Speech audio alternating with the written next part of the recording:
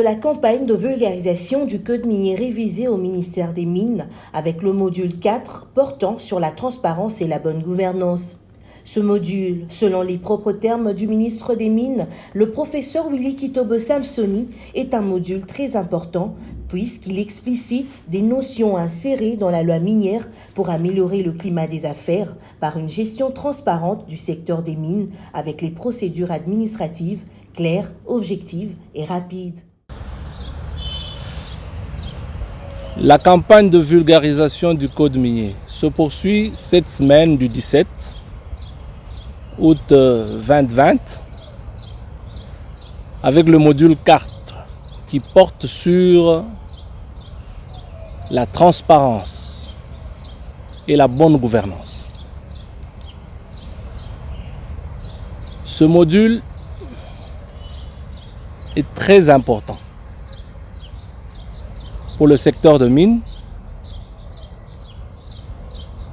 que ce soit pour l'État congolais, que ce soit pour les entreprises minières. Puisque il faut comprendre que le rôle de l'État, on l'avait expliqué dans le module 1, était de réguler le secteur et de promouvoir le domaine minier pour son développement, mais en utilisant bien sûr l'initiative privée. Et donc l'État s'est donné ce rôle-là de promotion simplement et de régulation du secteur de mines et laisse l'exploitation au privé. Mais l'État étant le seul propriétaire du sol et du sous-sol, de tout ce qu'on a comme ensemble de gîtes de substances minérales, et donc en laissant l'exploitation au privé, l'État signe un contrat, presque, avec ces sociétés minières pour exploiter les ressources minérales. Et dans ce contrat, chaque partie attend gagner quelque chose. En un mot, on parle de contrat gagnant-gagnant. Et quand on dit un contrat gagnant-gagnant, ça veut dire que l'État, en développant ce secteur, veut atteindre certains objectifs. Et celui qui investit veut aussi gagner son argent à travers l'exploitation minière. Quelle garantie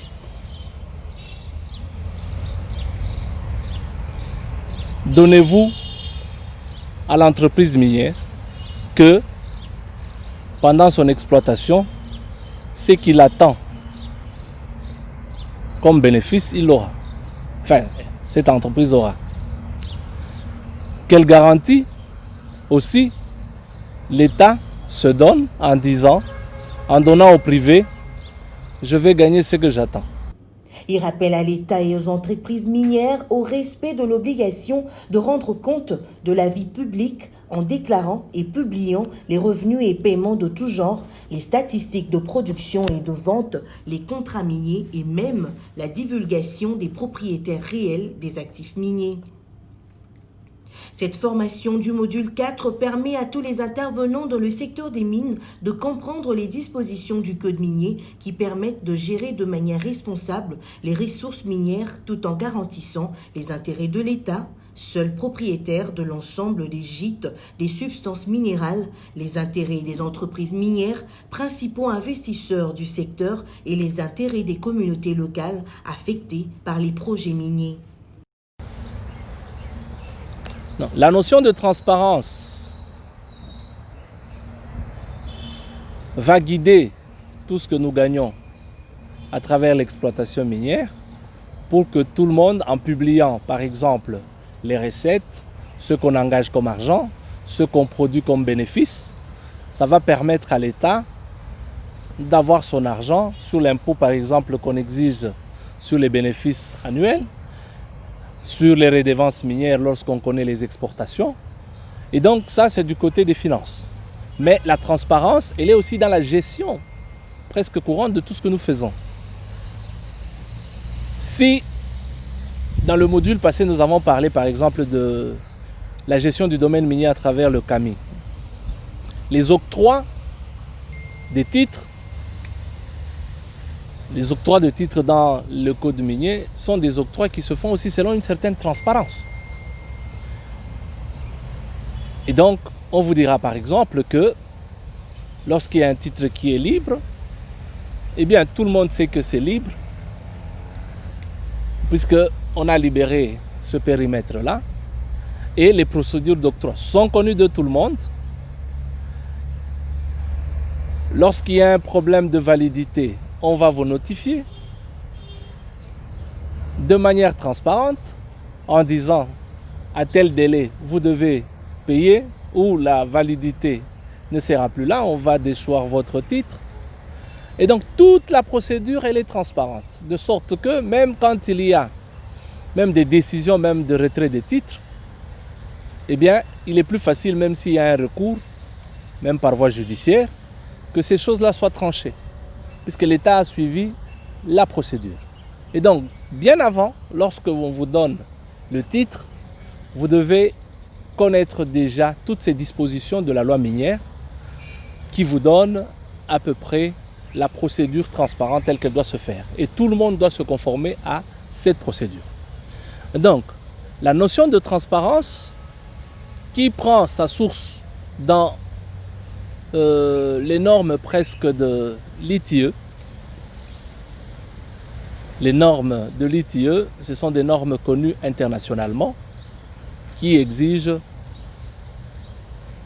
aux miniers et même à l'État congolais de publier des déclarations, de publier les revenus, de publier tout ce qu'on produit de manière transparente pour que ce soit connu de tout le monde, ce qui évite bien sûr aussi le problème qu'on parle dans le monde par exemple de blanchiment d'argent, ce qui évite qu'on pense que l'activité qui est effectuée est une activité illégale, c'est une activité qui respecte les normes, mais c'est qui permet aussi à l'État de rendre compte de ses activités par rapport à la population congolaise elle-même. Et surtout aux communautés locales qui se sont toujours plaints qu'on ne voit rien de nos ressources. Donc, la notion de transparence nous permet déjà aussi de respecter la redevabilité devant tout ce que nous faisons comme action publique dans notre pays. Juste en parlant de ça, vous voyez l'importance de ce module par rapport à l'État et par rapport aux miniers.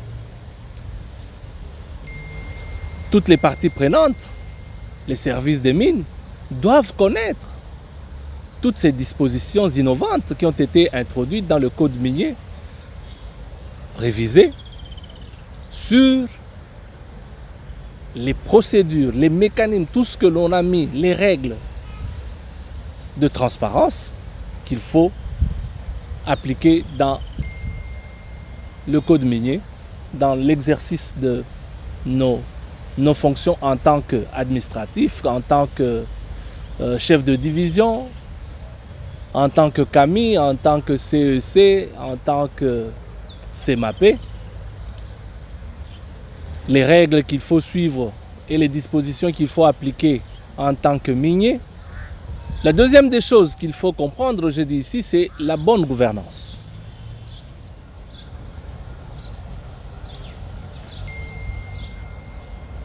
Un mot très utilisé un peu partout, gouverner.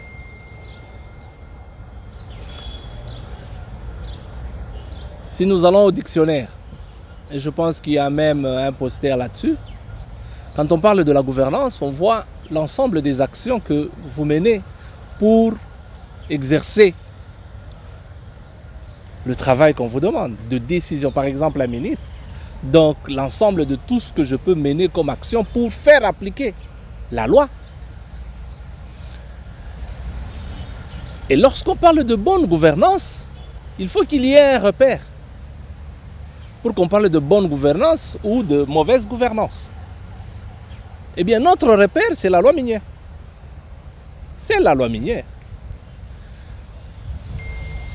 La loi minière vous dit déjà comment le secteur, il faut le gérer.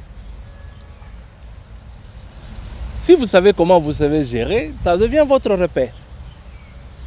Il y aura donc bonne gouvernance lorsque, du côté de l'État, nous respectons tout ce qu'il y a comme règles et dispositions de la loi.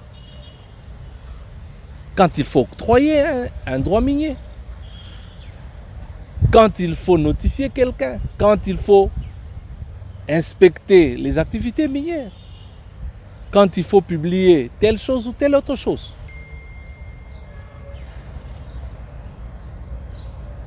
Il y aura bonne gouvernance lorsque nous respectons nos engagements dans ce secteur par rapport aux miniers. Lorsqu'il est dit que, par exemple, un titre qui est octroyé à quelqu'un, une personne morale, sa validité c'est jusqu'en 2027, l'État doit pouvoir respecter qu'on ne peut pas retirer lorsque cette personne morale respecte toutes les dispositions de la loi minière, du maintien de sa validité, en payant les droits superficiels, en faisant les travaux tels que c'est recommandé dans les délais, en respectant les responsabilités sociétales des entreprises à travers les actions que nous menons dans le cahier de charges pour les communautés locales. Eh bien, lorsqu'ils respectent tout ça, vous ne pouvez pas vous dire je suis le propriétaire, comme font les bailleurs dans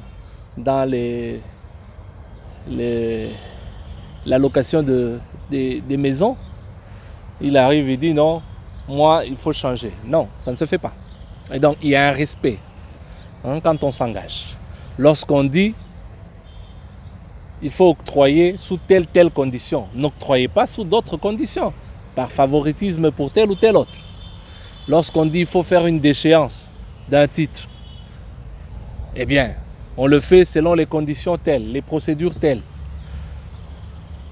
Il ne faut pas, d'une société à l'autre, puisque c'est une société du portefeuille de l'État, vous dites, non, puisque c'est une société du portefeuille de l'État, non, je ne vais pas déchoir.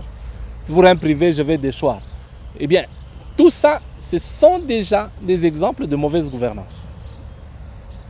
Il faut respecter la loi dans toutes ses dispositions, et de manière intégrale, pour qu'on considère qu'il y a une bonne gouvernance. Nous devons garder notre rôle en tant qu'État, comme on l'a dit, dans la régulation de l'activité, dans la promotion du secteur, dans la vulgarisation de notre loi, dans la vulgarisation des informations géologiques. Et quand on a des informations géologiques intéressantes sur certains périmètres, nous devons respecter la procédure des appels d'offres pour que les sociétés qui peuvent gagner ce marché-là ou ces titres-là puissent les gagner à travers des procédures qui sont connues. Les notions de traçabilité et de certification ont été détaillées en donnant les normes en application dans notre pays, des normes établies suivant les directives de l'OCDE avec des partenaires nationaux et internationaux. Nous pouvons citer les certifications nationales de CEC et d'ARECOMS, l'ITRI, dans la traçabilité des minerais de 3T, l'initiative pour la traçabilité de l'or artisanal, l'ITOA en sigle, et la certification de diamant par le processus de Kimberley. L'État a un œil sur la qualité de ce produit-là. L'État a un œil dans le transport de ce produit jusqu'à l'exportation. Toute la chaîne. Même les détentions, les entreposages, tout, l'État a un œil là-dessus.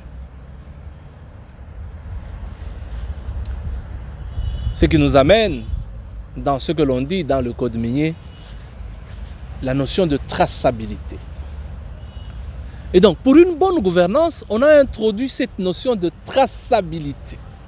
Et ici, je parle de la traçabilité des minéraux. L'ensemble de tout ce que l'on met comme mécanisme pour essayer d'avoir les informations globales du minerai, comment il est sorti de la mine, jusqu'à sa transformation à l'exportation, y compris toutes ces opérations